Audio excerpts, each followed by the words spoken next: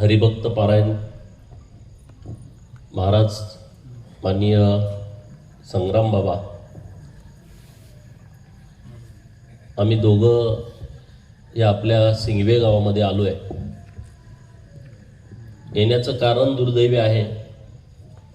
घटना अत्यंत संताप आणणारी, तळपायाची आग मस्तकात जावी, डोक्यामध्ये ही घटना ऐकल्याच्या नंतर झिंझिण्या याव्यात, अशा प्रकारची दुर्दैवी घटना आहे. आणि त्या घटनेच्या संदर्भात आमच्या दोघांचं येणं आज आपल्या सिंगवे गावात झालंय. आम्ही इकडे येणार म्हटल्यानंतर इथल्या लोकप्रतिनिधीचं म्हणणं असं आहे की बाहेरून लोक येत आहेत. मला आमच्या सहकारी मित्रांनी, मी कुणाच्या मुलाखती बघत नाही, कुणाची ऐकत नाही, पण संग्राम बाबा मला म्हटले की ते तुम्ही ऐकलंच पाहिजे. आणि मग इथं आल्याच्या नंतर मी ते ऐकलं की लोक बाहेरून येत आहेत, इथं हिंदू मुसलमान करतायत. तर आता तुम्ही सांगा, आम्ही हिंदू मुसलमान करण्यासाठी आलोय का? जोरात बोला, आलोय का? ही घटना किरकोळ आहे का?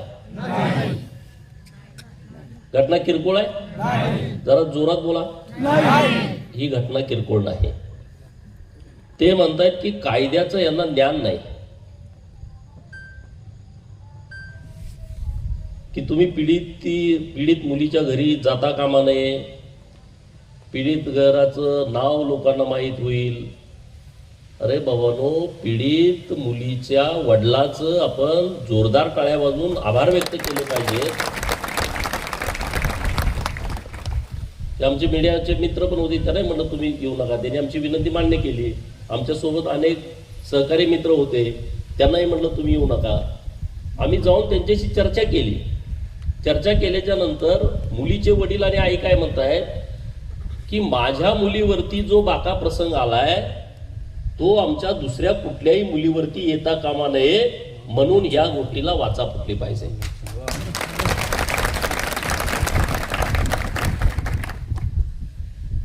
घटना अनेक ठिकाणी घडतात, माणूस घाबरतो, कारण मुलीचं आयुष्य म्हणजे काचेचं भांड आहे. एकदा तडा गेला परत त्याला जोडता येत नाही. आम्हाला ह्याची जाणीव आहे. अरे पण घटना होत आहेत किती, रोज हे सुरू आहे. प्रत्येक पोलीस स्टेशनला जावा, तिथं कोणी ना कोणी आई आणि वडील बसलाय की माझी मुलगी मुसलमानाच्या पोरानं पळवून नेली आहे. कोणी ना कोणी तिथं भाऊ बसलाय, माझ्या बहिणीला लव्ह जिहादच्या ट्रॅप मध्ये अडकावलाय. माझी मुलगी वेल एज्युकेटेड आहे, इंजिनियर आहे, डॉक्टर आहे, वकील आहे, प्राध्यापक आहे, आणि जो मुलगा काम करतोय गॅरेजवर आहे. मुलगा काय करतोय? गारीगार विकतोय. मुलगा काय करतोय? दुसऱ्याच्या कुणाच्या तरी दुकानात कामाला आहे. आणि त्यांनी आमच्या मुलीला, बहिणीला फसवलाय. एक नाही, दोन नाही, असे हजारो प्रकरण सुरू आहेत. कुठंतरी बातमी येते आहे लहान बाळावरती, अरे 3-4 वर्षाची मुलगी आहे. आपल्या या आजच्या मोर्चाची मागणी आहे, नसरापूरच्या आमच्या लहान मुलीवरती अन्याय अत्याचार करून मुलीला मारून टाकला.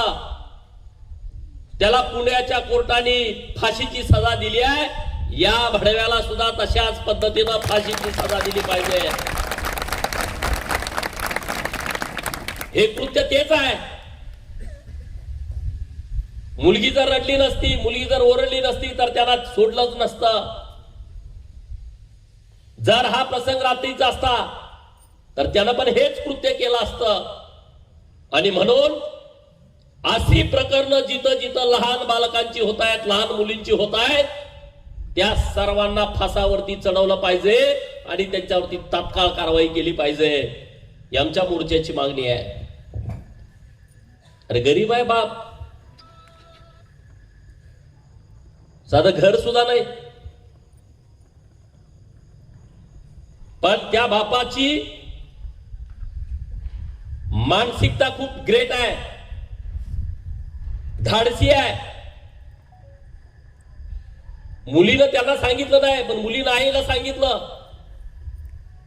आणि त्याला माहित आहे असे अनेक भडवे गावात असतात, तालुक्यात असतात की जे प्रश्नचिन्ह निर्माण करतात. असं झालं असेल का? अरे तुमच्या घरात असं घडलं तर तुम्ही प्रश्न विचाराल का? तुम्ही अशी शंका उत्पन्न कराल का?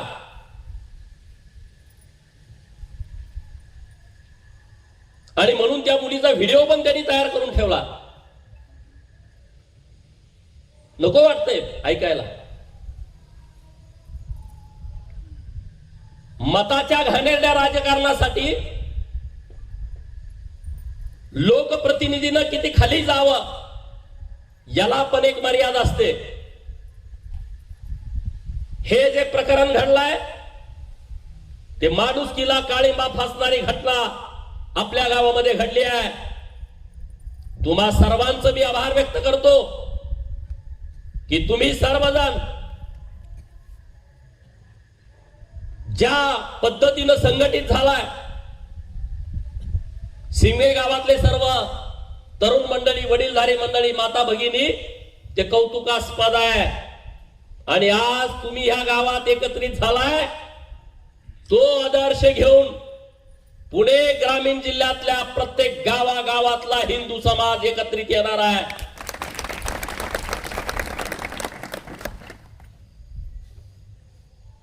संग्राम बापूंनी भूमिका मांडली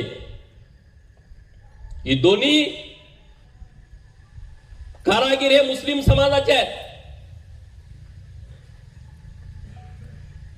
अरे हा देश, हा महाराष्ट्र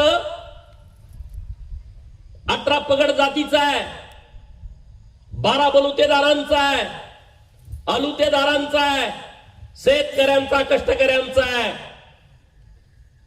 छत्रपती शिवाजी महाराजांच्या हिंदवी स्वराज्याच्या स्थापनेच्या संकल्पनेमध्ये या सगळ्या लोकांनी झोकून दिलाय.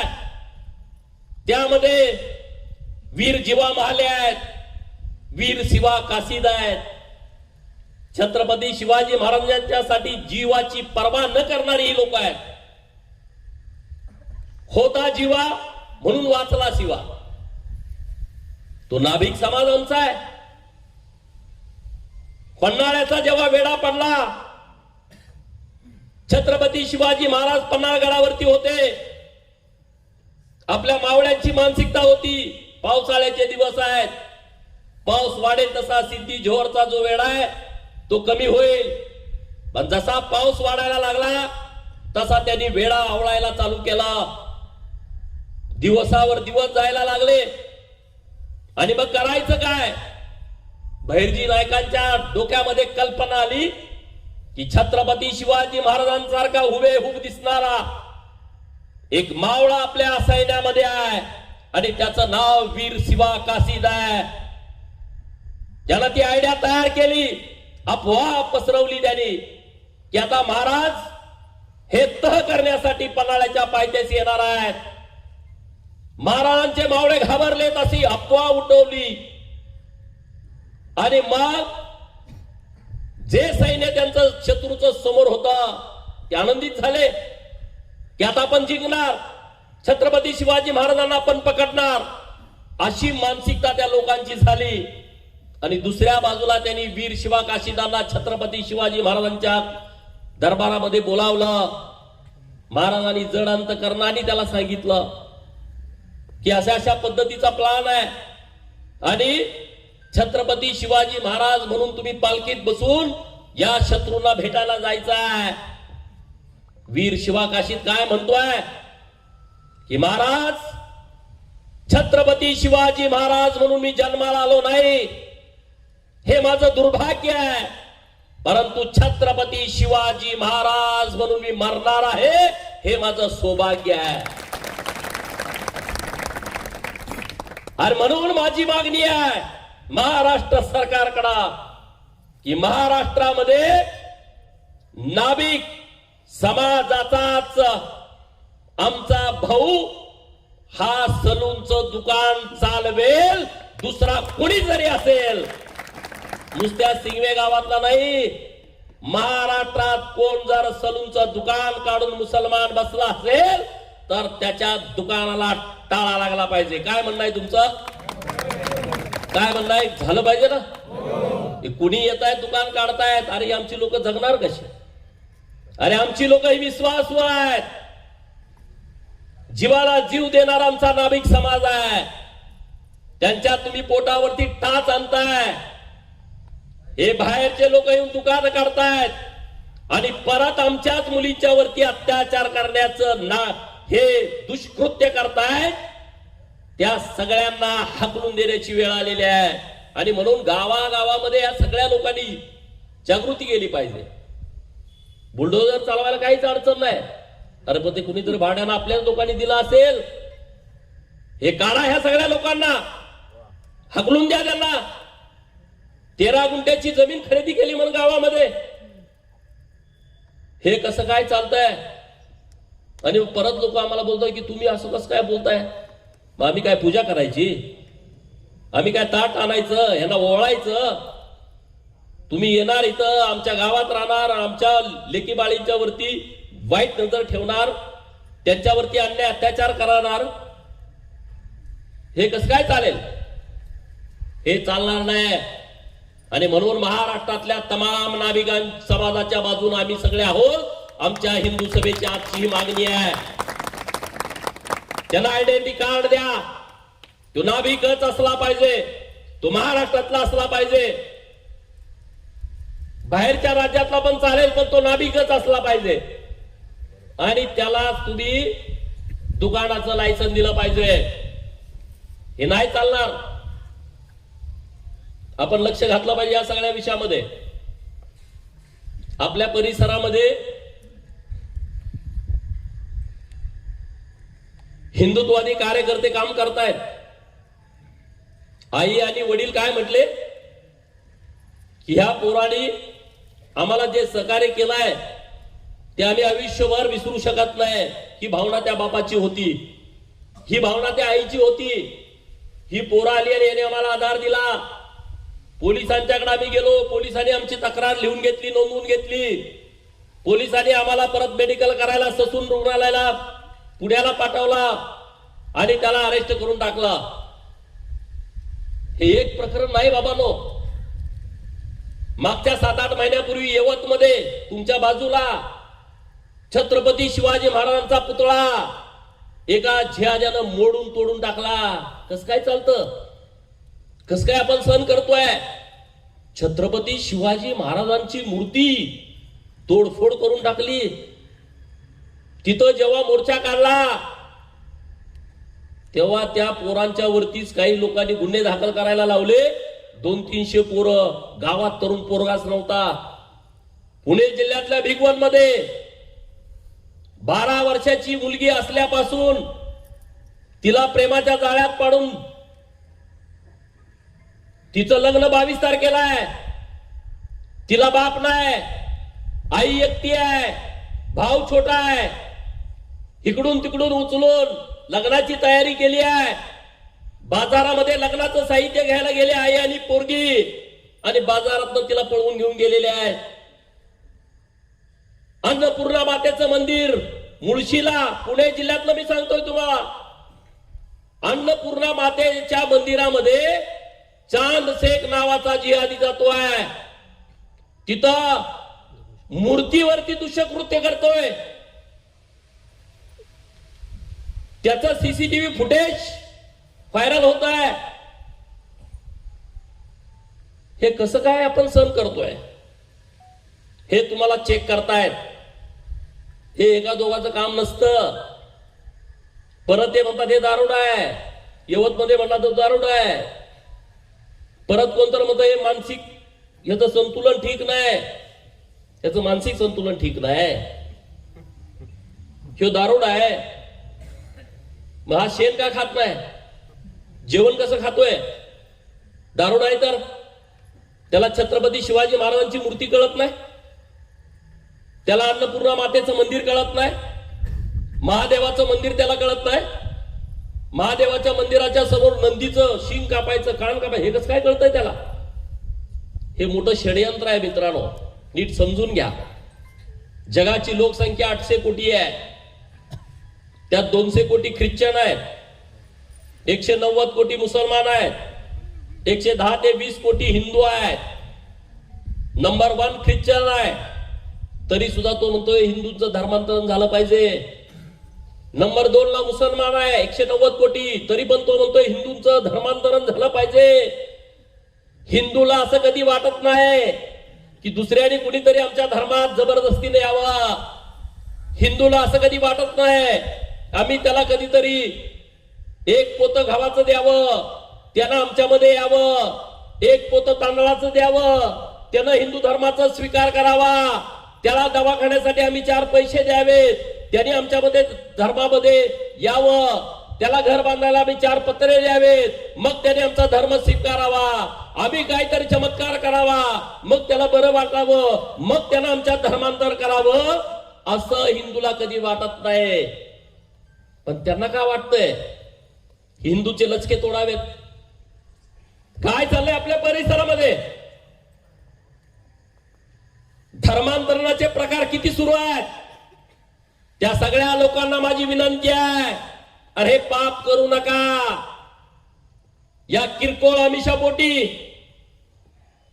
कुणी तुम्हाला शाळेला मदत करताय, पोरांना दप्तर देताय, पोरांना वह्या देताय, पोरांना पुस्तकं देताय, दवाखान्यात तुमचं कोणतं आजारी आहे, चमत्कार करताय, म्हणून तुम्ही तुमचा धर्म सोडू नका. धर्म सोडणे म्हणजे तुम्ही तुमच्या आईशी गद्दारी करताय, हे लक्षात ठेवा. आणि ज्याने धर्मांतरण केलाय त्यांनी परत या, नाहीतर तुमच्या कंबाड्यातला पुढच्या महिन्यात 2 महिन्यात बसणारच आहे. तुम्ही धर्मांतरण करताय, इकडे जातीचे धागले वापरताय. धर्मांतरण करताय, नोकरी लागताना एससीचा दाखला देताय. एससीच्या दाखल्यामध्ये ख्रिश्चन असतं का?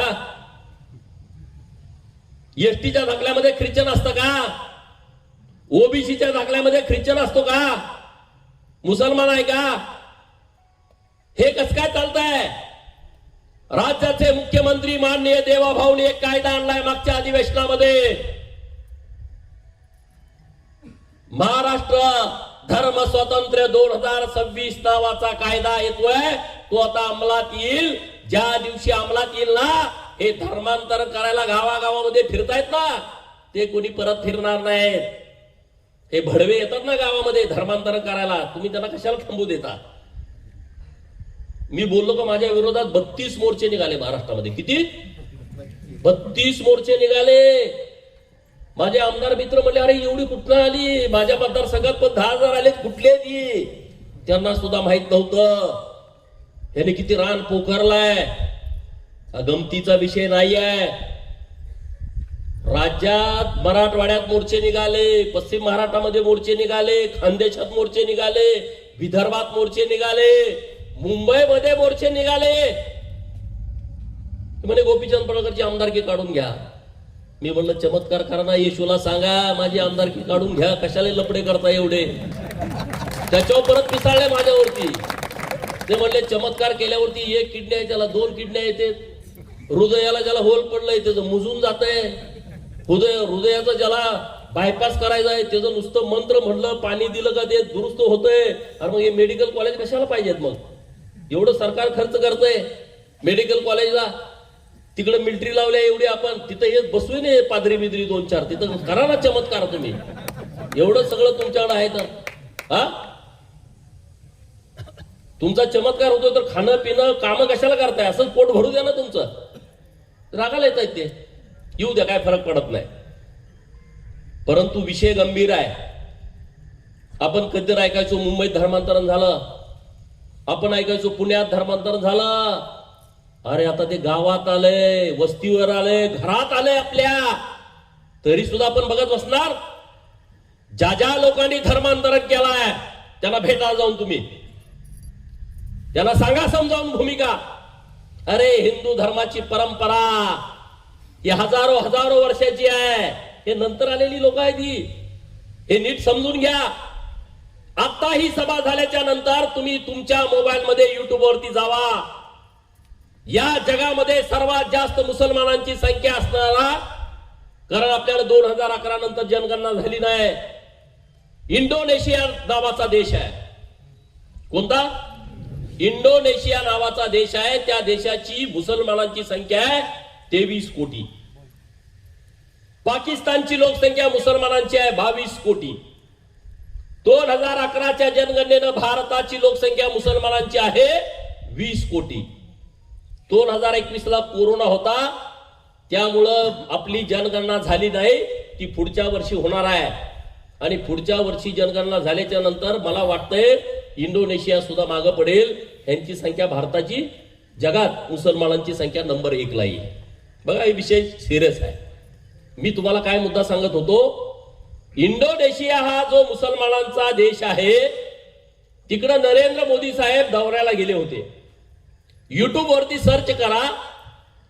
त्या इंडोनेशियाचे पंतप्रधान ते काय म्हणतायत, त्यांच्या भाषणाच्या सुरुवातीलाच म्हणतायत ओम शांती शांती ओम.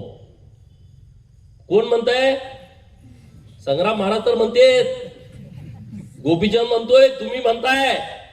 इंडोनेशिया मुस्लिम राष्ट्राचा प्रमुख म्हणतोय ओम शांती शांती ओम.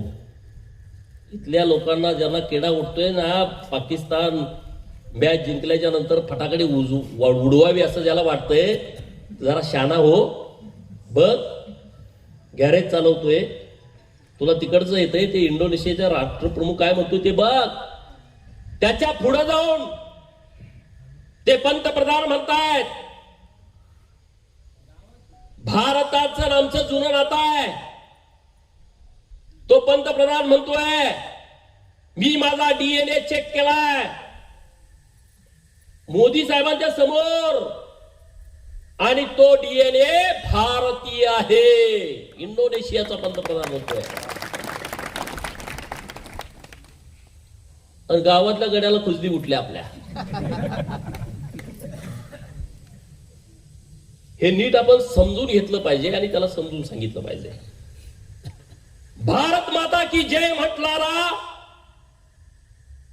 जो मुसलमान आहे त्याच्याबद्दल आम्हाला आदर आहे.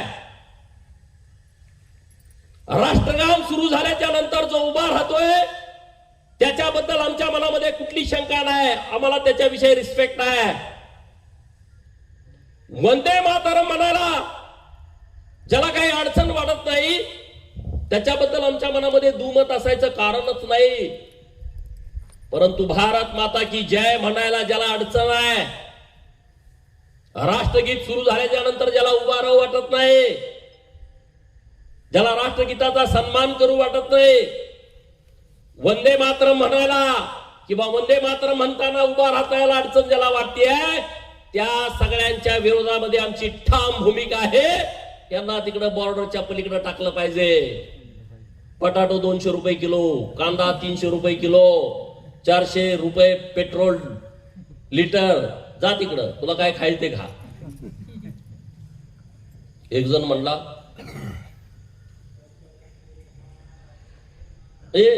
जिहादी प्रवृत्तीचाच माणूस आहे,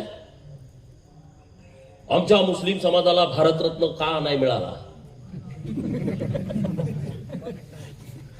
अरे या देशामध्ये APJ अब्दुल कलाम यांना राष्ट्रपती पदावरती बसवलं कारण राष्ट्रभक्ता, देशासाठी रात्रंदिवस मेहनत करणारा सच्चा मुसलमान होता, म्हणून त्याला नंबर 1च्या खुर्चीवरती बसवला. अरे तुम्ही कुठं बॉम्ब फोडणार, तुम्ही कुठं काहीतरी फुसफाट करणार, तुम्ही कुठं काहीतरी इकडं मंदिरामध्ये जाऊन काहीतरी उलट पालट करणार, गोमांस इकडं तिकडं टाकणार, मग तुम्हाला काय मिळणार? तुम्हाला झेलच मिळणार ना, दुसरं काय मिळणार तुम्हाला? काश्मीरमध्ये जेवढे बॉम्बस्फोट झाले, आरोपी कोण आहेत बघा. पुलवामामध्ये हल्ला केला, त्यांनी आपल्या लोकांना मारून टाकलं, आरोपी कोण आहेत बघा. संसदेवरती ज्याने हल्ला केला, जे आमचं सर्वोच्च मंदिर आहे लोकशाहीतलं, तो कोण आहे बघा. पुण्यामध्ये जर्मन बेकरीचा बॉम्बस्फोट झाला, कोण आहे बघा. मुंबईचा 93चा बॉम्ब झाला, त्यामध्ये मुख्य आरोपी कोण आहेत बघा. 26/11चा हल्ला मुंबईमध्ये झाला, त्यात कोण आहेत बघा. युपी मध्ये कुठं बंद झालं, दिल्लीमध्ये झालं, मेट्रोमध्ये झालं, कुणाची नाव आहेत. मग तुम्हाला कुठले पुरस्कार द्यायचे, कोण देणार. पाकिस्तान मधल्या मुस्लिम लोकांच्या मुलाखती बघा युट्यूब वरती. ते म्हणतायत भारतासारखं मुसलमानांच्या साठी सुरक्षित राष्ट्र कुठलं जगामध्ये नाही. इथले आमदार म्हणतात हे काहीतरी हिंदू मुसलमान करायला आले. बरं ठीक आहे, आम्ही दोघं आलो समजा, म्हणजे युक्रेन मध्ये कोण आहे, आम्ही आहे का. इराण इराक मध्ये भानगडी चालू आहे, तिथं काय आम्ही आहे, संघ आहे, विश्व हिंदू परिषद वाले आहेत, बजरंग दल वाले आहेत, हबप महाराज संग्राम महाराज तिकडे गेलेत का. तिथं कोण करतंय बॉम्बस्फोट. अफगाणिस्तान मध्ये कोण करतंय, कोण करतंय. हे लपडे सगळे ह्यांना इथं राजकारणासाठी म्हणतात की हिंदुत्ववादी कार्यकर्ते असे करत राहतात. अरे नाही बाबा, हा विषय सिरियस आहे. हा हजारो वर्षापासून हा विषय सुरू आहे. जो तो येऊन हिंदूंचे लचके तोडतोय, पण हिंदू ताट माने ना या भारतामध्ये उभा आहे. जगातल्या लोकांना वाटतंय की आम्ही हिंदू धर्म स्वीकारला पाहिजे. हरे कृष्ण हरे राम म्हणणारे किती लोक आता जगात आहेत बघा. ती सगळी गोरी लोक आहेत, त्यांना हिंदी बोलायला येत नाही, पण ते हरे कृष्ण हरे राम म्हणतायत, नाचतायत, गातायत. ते म्हणतायत हिंदू सारखा धर्म नाही आहे. बाहेरच्या पोरी आता इकडं आपल्या पोरांच्या बरोबर लग्न करतायत. ते आपलं लग्नाचे कार्यक्रम बघितले का ती एकदम ती पाहुणी बिवणी येडी होते, त्यांना काही कळतच नाही. इकडं वाजंत्री वाजवतोय, तिकडं कोणतरी किळी घेऊन येतोय मामा, तिकडं गची ढोल चालू आहे, तिकडं लेझिम वाला चालू आहे, इकडं हलग्याचा खडखड खडखड, त्याला काय कळलं नेमकं काय चाललंय. इकडं मारुतीच्या पाया पडाय कोण जात आहे, इकडं महादेवाच्या पाया पडायला जात आहे कोण काय. म्हणजे त्यांना इतकं आनंद होतोय, ते एकदम उत्साहित होत आहेत लोक. म्हणजे इतकं हिंदूंचं एक वेगळं महत्व आहे. हिंदू लोकांची कधी अशी भावना होत नाही दुसऱ्याचं घर जळावं, त्याचं नुकसान व्हावं, आम्हाला फायदा व्हावा, ही भावना होत नाही. ही असली भावनेची लोक आम्ही नाही आहे. आणि म्हणून आमची जर भावना स्वच्छ आहे, आम्ही कुणावरती आक्रमण करण्याचा कधी विचार करत नाही. जर कोणी आमच्यावरती अशा पद्धतीने हल्ला करणार असेल तर त्याला ठोसल्याशिवाय आम्ही राहणार नाही, ही आमची भूमिका आहे. कायदा कायद्याचं काम करेल. तुम्ही बघितलं डॉक्टर मुलीनं आत्महत्या केली मागच्या 3-4 महिन्यापूर्वी मुंबईमध्ये. डॉक्टर मुलीनं एमडी पोरगी एका मुस्लिम पोराबरोबर दोस्ती झाली, प्रेमात पडली. तिच्या सगळ्या मैत्रिणी म्हणायच्या तिला, सगळ्या डॉक्टर मुली त्या म्हणायच्या तुला आम्हाला फ्रीज मध्ये बघायचं नाही. सगळ्या मुली म्हणायच्या तिला, पण ती म्हणा हमारा ऐसा नहीं है, अब्दुल वैसा नहीं है, अब्दुल अलग है, मेरा अब्दुल अलग है.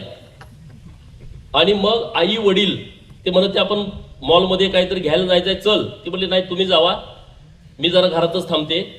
आई वडील भाऊ खाली गेले, 1-2 तासानं आले. दरवाजा बेल वाजवली, बेल उघडली नाही, दरवाजा उघडला नाही बेल वाजवून पण.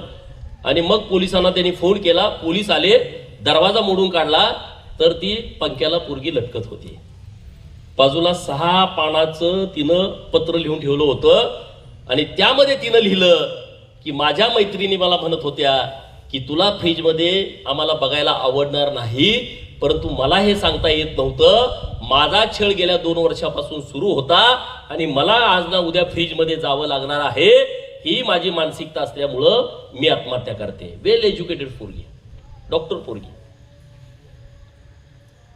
आपल्या गावाच्या लोकांना वाटतं अरे काय तिकडं चाललंय. आता तुमच्यापर्यंत आपल्या मुली शिकायला गेल्या, सगळे फेसबुकवरती तुमच्या सर्च करतायत, पोरं नावं काय टाकतायत, हिंदूंची नावं टाकतायत. सोलापूर जिल्ह्यातल्या माळशिरस तालुक्यातल्या नातेपुत्यातली घटना आहे. आणि वैद्य नाव टाकलं त्यानं. काय टाकलं? वैद्य. आणि त्या मुलीला प्रेमाच्या जाळ्यात पाडलं. ती कशाला बघतीये? आणि मग बापानं शोध घेतला, त्यांचं गाव सांगितलं तिकडे गेला. ते म्हटलं इथं वैद्य बिद्य कोणी नाही, हे मुस्लिम पोर काय म्हटले, पायाखालची जमीनच सरकली, करणार काय, फसवून टाकलं. हे फेसबुकवरती जी नावं येत आहेत ना, इन्स्टावरती जी नावं येत आहेत ती खोटी आहेत. ते गॉगल लावून पोरं पल्सर गाडीवरती, करिश्मा गाडीवरती, अरे ती गाडी दुसऱ्याची आहे, त्याची गाडी नाही, त्याची चड्डी फाटल्या, पॅन्ट एकाची आणतंय, बूट एकाचं आणतंय. ही टीम आहे देणारी पुरवणारी. त्यांनी रेड कार्ड काढलंय. ब्राह्मणाची मुलगी पटवली 10 लाख रुपये, मराठा समाजाची मुलगी अमुक लाख रुपये, ओबीसीची पोरगी पटवली अमुक अमुक, सरदारांची मुलगी पटवली, हे दर लावलेत 4 लाख 5 लाख 10 लाख. त्यांना ती लोक पैसे देतात आणि त्यांच्यासाठी हे काम करतायत. हे नीट मुलीने आपल्याला समजून घेतलं पाहिजे. मुली पण ऐकायला तयार होत नाही. मुली हिंदुत्ववादी कार्यकर्त्यांना शिव्या देतात. पोलीस स्टेशन आणल्यावर बघा ना तुम्ही, आई वडील माझे शत्रू आहेत, ती पियाला म्हणते मला आईशी बोलायचं नाही, बापापासून मला जीवाला धोका आहे. पहिलं पत्र काय वाटत असं सांगा ना त्या बापाला. म्हणजे पहिलं पत्र ते मेल करते, पीआयचा नंबर घेऊन व्हॉट्सअप करते की आई वडील आणि भावापासून माझ्या जीवाला धोका आहे. आणि म्हणून सभागृहामध्ये परवा मागणी केली आहे, मुलीच्या लग्नाचं वय 18 वर्ष आहे, मुलाच्या लग्नाचं वय 21 वर्ष आहे. हे कुणाला, ज्यांनी घरातनं लग्न ठरवलंय त्यांना. आम्ही मागणी अशी केली आहे आमदारांनी की जर कोणी प्रेम प्रकरण करणार असेल आणि त्या प्रेम प्रकरणामध्ये आई आणि वडिलांची संमती नसेल तर मुलीचं वय 21 वर्ष करावं आणि मुलाचं वय 24 वर्ष करावं, अशी मागणी तिथे केलेली आहे.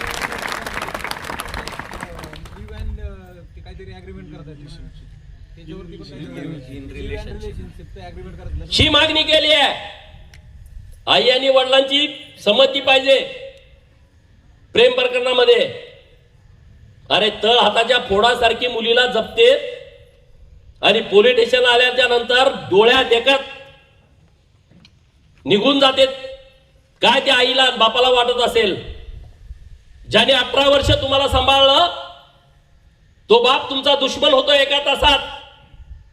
कुठं जर ते वडापाव देतोय, पिझ्झा देतोय, कुणाला तर उसनं पैसे घेऊन काहीतरी एखादा दुसरा गिफ्ट देतोय वाढदिवसाला, काय माझा वडील असंच केलं, लगेच चालू झालं. अरे असं नका करू. आपला बाप रात्रंदिवस मेहनत करतोय, कष्ट करतोय, त्याची परिस्थिती नाही आहे तुम्हाला शिकवायची, त्याची परिस्थिती नाही, पण तरी सुद्धा तो करतोय, त्याचा तुम्ही इन्सल्ट करू नका.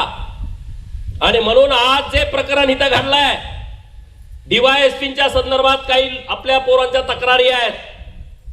माननीय मुख्यमंत्री महोदयांच्या कानावरती हा विषय घालतो की हिंदुत्ववादी कार्यकर्ता जेव्हा जेव्हा जातोय तेव्हा त्यांना जरा चुकीची वागणूक मिळते, अशी आमच्या इथल्या पोरांची तक्रार आहे. तर त्याच्या संदर्भामध्ये आम्ही बोलतो. तुम्ही चिंता करू नका. तुम्ही जे काम हातामध्ये घेतलंय ते काम तुम्ही लावून धरा.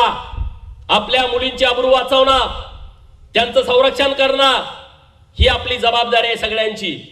आता विवाहित बायकांच्या वरती त्यांनी लक्ष केंद्रित केलंय.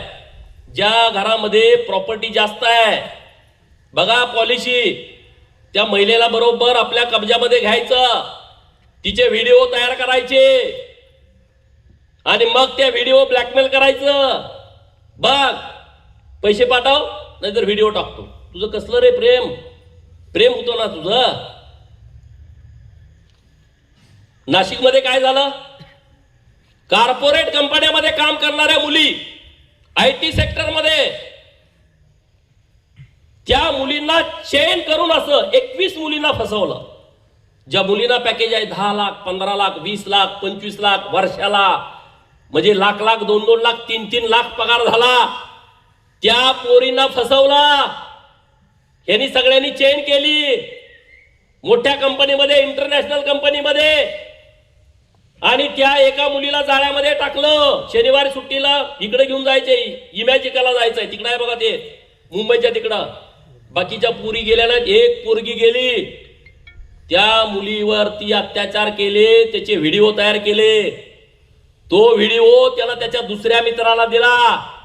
त्यानं परत म्हणला तुझ्या घरच्यांना सांगतो, परत त्यानं संबंध प्रस्थापित केले, परत त्यानं तिचा व्हिडिओ तयार केला, तिसऱ्याला दिला, तिसऱ्यानं परत तिला व्हिडिओ पाठवला की मी तुझ्या घरच्यांना सांगतो, त्यानं संबंध प्रस्थापित केले.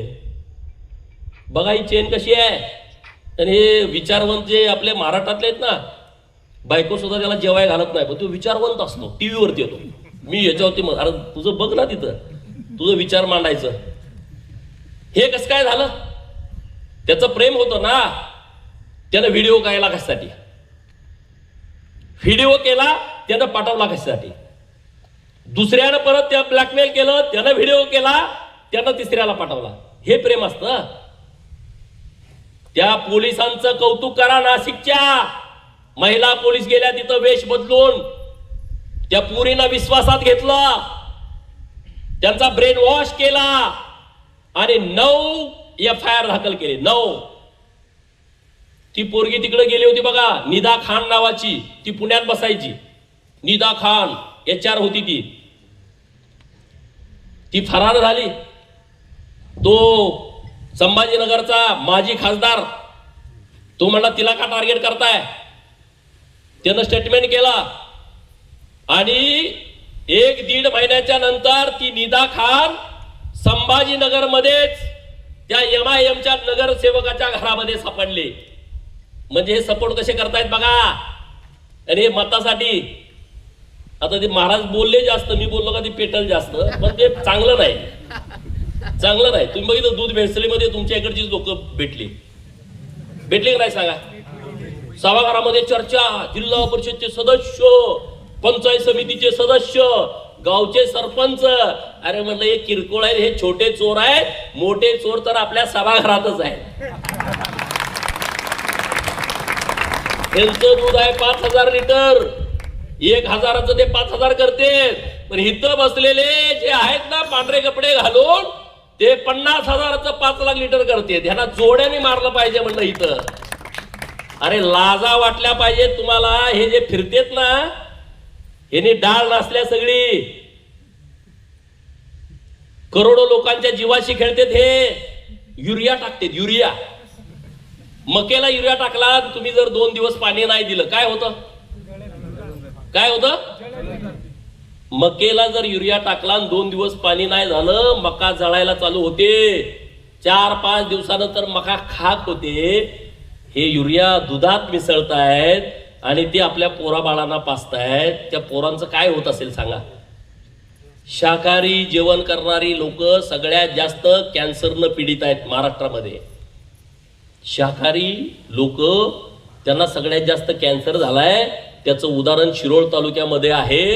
इकडं शेतात गेलं, केमिकल. ककडीला आज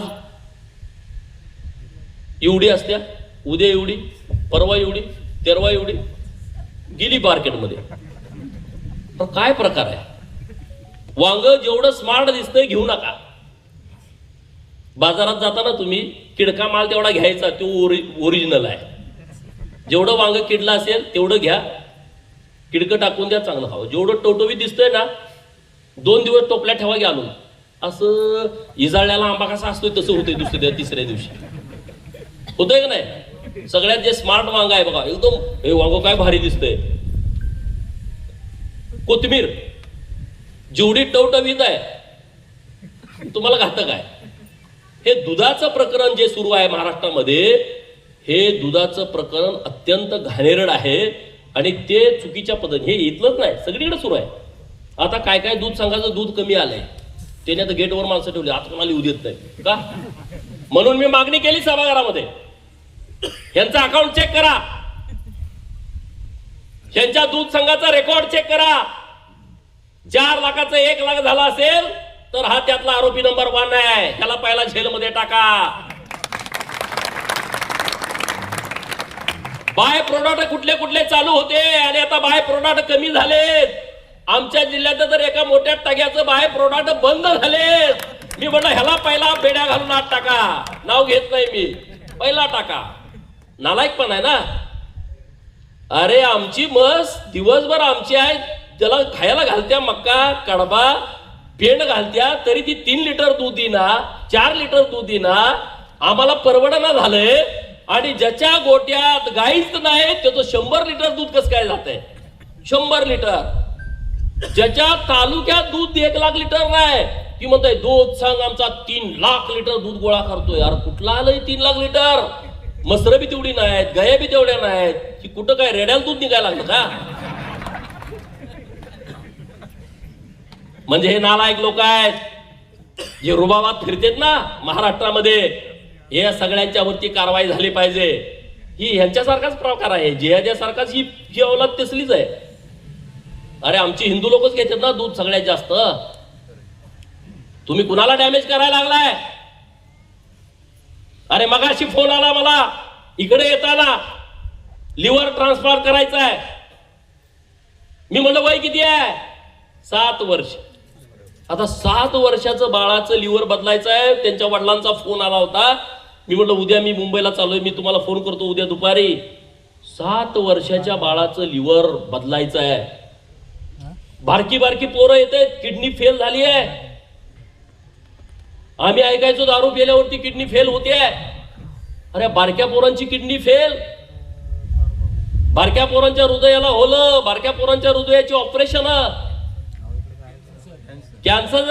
कधीतरी एखादा पेशंट, मागच्या 20 वर्षापूर्वी काय परिस्थिती होती आम्ही शाळेला असताना, कुठं तरी एखादा पेशंट आहे म्हणायची, कुठं तरी त्याला कॅन्सर झाली म्हणायची. आज किती कॅन्सरचे पेशंट आहेत? शुगर, आम्ही म्हणायचो ते दुकानदार मोठे शेट आहेत त्याला शुगर होत्या, पैसेवाल्याला. अशी मानसिकता होती गेल्या 20-30 वर्षापूर्वी. आता कुणाला पण शुगर होत्या, कुणाला पण. अरे म्हणजे एक पिढी बाद व्हायला लागली. जगामध्ये सर्वात युवा संख्या असणारा आपला भारत देश आहे. ही जर परिस्थिती झाली तर तुम्हाला शत्रूची पण गरज नाही. हे पण तेच शत्रू आहेत ना. हे सगळे विषय आपल्यासाठी खूप महत्वाचे आहेत आणि खूप सिरियस आहेत. आपल्या ह्या परिसरामध्ये तुम्ही हिंदुत्वाचं काम वाढवा. अरे 12 ज्योतिर्लिंगापैकी एक असणारं ज्योतिर्लिंग इथं आहे. छत्रपती शिवाजी महाराजांनी धर्माची लढाई केली आहे. ही लोक कोणतरी सांगतायत मतासाठी. आता महाराजांची लढाई धर्माची नव्हती. अरे जर छत्रपती शिवाजी महाराज आणि छत्रपती संभाजी महाराज नसते तर हा मंदिरावरचा कळस आणि दारामध्ये तुळस तुमच्या राहिली नसती. छत्रपती शिवाजी महाराज आणि धर्मवीर छत्रपती संभाजी महाराजांच्या नंतर पुण्यश्लोक अहिल्या देवीनी या धर्माचं काम जर भारतामध्ये केलं नसतं तर आज तुम्हाला ही मंदिरं दिसली नसती. एक मंदिर नाही, हजारो मंदिरं.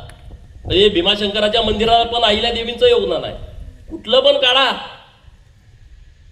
कुठंही जावा, इतकं मोठं काम आहे. आणि म्हणून आपण धर्म जपला पाहिजे, धर्माचं रक्षण केलं पाहिजे, धर्मांतरण थांबवलं पाहिजे. आपण मृत्यू करते जाऊ दे. अरे जाऊन त्यांना समजून सांग, त्यांना माहित नाही कुणाचं हे करतायत. हे अडाणीपणाचा गैरफायदा घेतायत, अज्ञानपणाचा गैरफायदा घेतायत, अंधश्रद्धा पसरवतायत ही लोक. त्यांना जाऊन आपण समजून सांगितलं पाहिजे हे करू नका, ती लोक परत येतील. आज माझी आणि संग्राम बापूंची तुम्हाला हात जोडून विनंती आहे. या आंबेगाव तालुक्यामध्ये, शिरूर तालुक्यामध्ये, खेड तालुक्यामध्ये जेवढ्या लोकांनी धर्मांतरण केलाय त्यांच्या घर वापसीचा कार्यक्रम आपण पुढच्या काही काळामध्ये केला पाहिजे. आणि त्यासाठी तुम्ही सगळ्यांनी मेहनत घ्या, काम करा आणि हजारो लोकांना परत घ्या. असा भव्य दिव्य देखना मोठा कार्यक्रम आपण सगळ्यांच्या उपस्थितीमध्ये भव्य दिव्य घेऊ आणि त्या लोकांना परत आपण घेऊ. नाहीतर मी त्यांना सांगतो, जी नोकरीला लोक आहेत, मी आता परवा पत्र दिलं महाराज सांगलीच्या महानगरपालिकेला, आमच्या सिव्हिल हॉस्पिटलला, जिल्हा परिषदला, जे धर्मांतरित झालेत आणि नोकरीला आहेत, सुप्रीम कोर्टानं ऑर्डर केली आहे त्यांना कायमचं नोकरीतनं काढून टाका.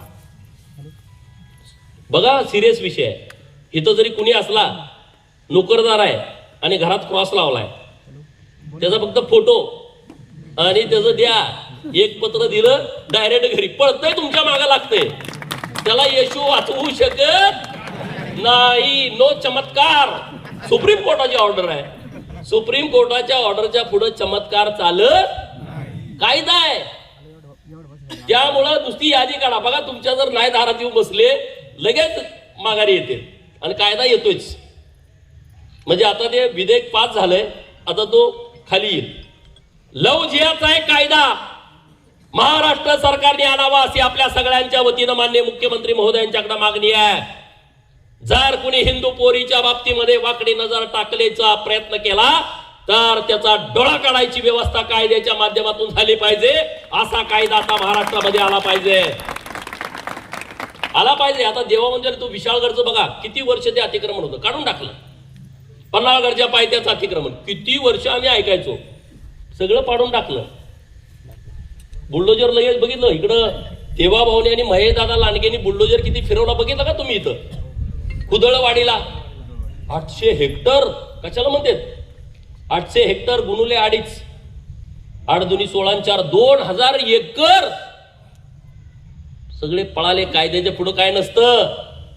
आणि म्हणून पुण्याच्या कलेक्टर साहेबांना, पुण्याच्या जिल्हा परिषदच्या सीओना, वेगवेगळ्या नगरपालिकेच्या सीओना आणि गावच्या ग्रामपंचायतच्या ग्रामसेवक आणि सरपंचांना विनंती आहे, जिथं जिथं अशी कुठं धर्मस्थळ बेकायदेशीर महाराष्ट्र सरकारच्या जागेत, गायरांच्या जागेत, फॉरेस्टच्या जागेमध्ये, या सगळ्या जलसंपदा खात्याच्या जमिनी, कृषी विभागाच्या जमिनी, या जमिनीमध्ये जर कुठं असं असेल तर गावात जेसीबी पोरांचे आमच्या आहेत, तात्काळ नेऊन ते पाडून टाका.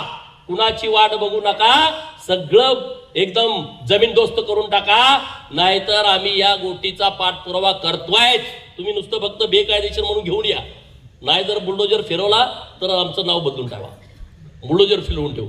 त्या आता विहिरीच्या संदर्भामध्ये मगाशी आमची चर्चा झाली, आमचे मित्र आणि संग्राम बापूंची. कशाला वाट बघतोय BDO साहेब? टाका ना, कायद्यामध्ये खूप ताकद आहे तुमच्या. हे जे सगळे अतिक्रमण आहेत ना, काढून टाका, काही ठेवू नका.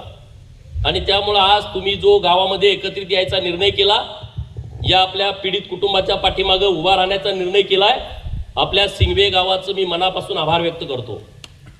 गाव खरंच तुमचं चांगलं आहे. इथं आल्याच्या नंतर एवढं प्रसन्न वाटतंय ना, खरंच गावामध्ये एक वेगळं वातावरण आहे. इकडं भैरवनाथाचं मंदिर आहे, इकडं आपला गरिबांचा सगळ्यांचा 18 पगड जाती उपेक्षित वंचितांचा शेतकऱ्यांचा देव विठ्ठल रुक्मिणीचं मंदिर आहे. आणि मागं तुम्ही छत्रपती शिवाजी महाराजांची शिवसृष्टी करायचं काम हातामध्ये घेतलेलं आहे. इतकं भव्य दिव्य मस्त चौक एकदम तयार केलेला आहे. तर या चौकातून धर्माच्या रक्षणाची ठिणगी आज पडलेली आहे आणि ती ठिणगी कुणाला जाळल सांगता येत नाही, अशी परिस्थिती निर्माण होती. कारण ही एकदा ठिणगी पेटली का परत ते थांबणार नाही. आणि तुम्ही ते अरे आपण महाराजांचे मावळे आहोत. तुम्ही यांचं षडयंत्र बघा. छत्रपती शिवाजी महाराजांचा रायगड किल्ला, आता ह्याच्यापेक्षा दुसरा कुठला किल्ला महत्वाचा आहे का? शिवनेरी आणि इकडं रायगड. रायगड किल्ला ज्या ग्रामपंचायतच्या अंतर्गत येतो त्या ग्रामपंचायतचं नाव छत्री निजामपूर. बघा षडयंत्र बघा, हे आजचं नाही चालू. हे तुम्ही म्हणणारे भाजपवाले नाही, याच्या अगोदरच चाललंय हे सगळं. छत्री निजामपूर. अरे निजाम कुठं? हैदराबादला. तो इकडं कशाला झक मारायला आलाय? त्याचा काही संबंध पण नाही. इकडं त्याचं राज्य होतं मराठवाड्यामध्ये, इकडं तो आला ना. इकडं आला का? मराठा मावळ्यांनी कापून टाकला असता. आणि त्या ग्रामपंचायतचं नाव दिलंय छत्री निजामपूर. मी गेलो होतो तिथं गेल्या वर्षी, मी ते ऐकलं. मुंबईला गेलो, दुसऱ्या दिवशी अधिवेशन होतं, माननीय मुख्यमंत्री महोदयांना भेटलो. अहो म्हटलं हे महाराजांची राजधानीचं ठिकाण, महाराजांची पुण्य समाधी रायगडावरती आहे, महाराजांनी सगळा कारभार रायगडावरनं केला आणि हा निजाम कुठून आला? माननीय मुख्यमंत्री महोदय राज्याचे देवाभाऊ आणि जयकुमार गोरे ग्रामविकास खात्याचे मंत्री, त्यांना धन्यवाद देतो. 17 दिवसाच्या आतमध्ये नाव बदलून टाकलं, रायगडवाडी केलं. रायगडवाडी केलं 17 दिवसात. कुठं निर्णय झालाय का मला सांगा? 40 दिवसात नाव बदललं, इस्लामपूरचं ईश्वरपूर केलं 40 दिवसात. अरे त्या औरंगाबादचं नाव बदला किती वर्षाची मागणी होती, आपल्या सरकारनं केलं. अहमदनगरचं नाव तर एकाच वर्षात बदललं, पुण्यश्लोक अहिल्यादेवी नगर केलं. तिकडं उस्मानाबादचं धाराशिव करून टाकलं. इथं कुठं गावं असली नावा ना, कुठलं पण आणा गावाचं. हे यांचं मुघलांचं कुठलं नाव ठेवायचं नाही आपल्याला इथं शिल्लक. सुलतानपूर हे ते सगळे नावं आणा. तुमचं कुठलं नाव आहे ते घेऊन या. बदलून टाकायचंय, लगेच बदलायचंय. तुम्ही कुठलीही गावात जिल्ह्यातली काढा. हे अफजलन, सुलतानन, मोगलन, औरंगजेब एक पण नाव नाही पाहिजे आपल्या गावात. आणि ज्यांना कोणाला प्रेम आहे त्यांनी त्यांच्या पोरांची नावं ठेवा. ज्यांना कोणाला प्रेम आहे मतासाठी तुमच्या घराला नाव देऊन टाका. कुणाला पण ज्याला मतं पाहिजे त्याला देऊन टाका. मी कुणाचं नाव घेत नाही. तुमच्या पोराची ठेवा ना नाव, काय अडचण आहे. मतं चालते तुम्हाला ती नावं ठेवा. आम्हाला नाव नाही पाहिजे. अरे मालेगाव हे अहिल्यादेवींनी वसवलेलं गाव आहे. मालेगाव हे अहिल्यादेवींनी वसवलंय गाव. त्या गावात तुम्ही बघितलं मागच्या लोकसभेचा निकाल, 1,94,000 मतांनी आपला माणूस पुढं होता. भामरे साहेब किती? आता 1,94,000 वरनं पुढं एकच विधानसभा मोजायची आहे. आता कोण गुलाल? बरोबर की नाही? 1,94,000 म्हणजे एका विधानसभेत लीड तुटू शकत नाही. 1,94,000 लीड तुटलं आणि 4,000 मतांनी आपला खासदार पडला एका मालेगाव मध्ये. काँग्रेसवाल्यांना वाटतंय मुस्लिम आम्हाला मतं देते, येडे आहेत ते. त्यांचाच एक रंजन चौधरी नावाचा 5 वेळचा खासदार आहे. तुम्ही युट्यूबला मी गेल्यानंतर बघा, रंजन चौधरी नावाचा खासदार किती वेळा होता? 5 वेळा. काँग्रेसला काय वाटतंय मुस्लिम तुम्हाला मतं देत नाही. रंजन चौधरी आता उभा होते 2024ला, आणखी 4 मुस्लिम उभा होते, आपले आणखी 2 हिंदू उभा होते. तिथं ते क्रिकेटर आहे बघा कोणतं आता देऊ, मग ह्या सगळ्या मुस्लिमांनी त्यांचे बाकीचे उभा राहिलेले त्यांना 2,500 मतं दिली सगळ्यात मिळून. सगळ्यांनी मतदान केलं त्या युसुफला. आणि रंजन चौधरी काँग्रेसचा जुना नेता पडला. त्यांनी रंजन चौधरी बघितला नाही, आपला माणूस बघितला त्यांनी. आणि त्यामुळं तुम्ही हे सगळं विषय नीट समजून घ्या.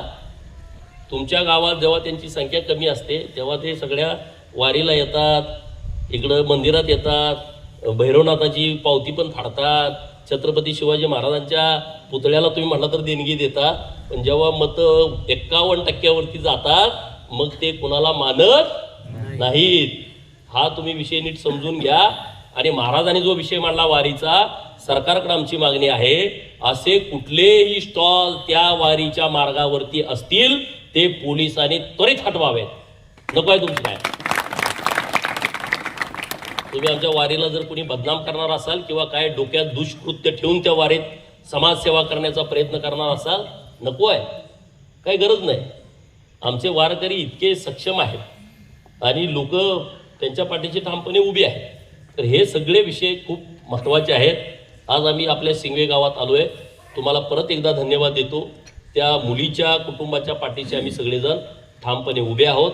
पोलीस प्रशासनाने योग्य व्यवस्थित या सगळ्या प्रकरणाचा तपास करावा आणि त्यांच्यावरती लवकरात लवकर, म्हणजे पुण्याचा निकाल तर एवढ्या कमी वेळात लागला, 12 दिवसात चार्जशीट दाखल केलं होतं. 55 साक्षीदार तपासून त्याचा कमी वेळात फाशीचा निर्णय दिला. तसं माननीय API सचिन कांडगे साहेब आणि त्यांच्या टीमनी हा तपास तात्काळ करून त्याच्यावरती पुढच्या 15 दिवसाच्या आतमध्ये चार्जशीट दाखल करावं आणि त्याच्यावरती कारवाई करावी, त्याला शिक्षा होईल अशा पद्धतीची यंत्रणा त्यांनी लावावी, अशी भूमिका आम्ही इथं मांडतो आणि थांबतो. जय हिंद, जय महाराष्ट्र.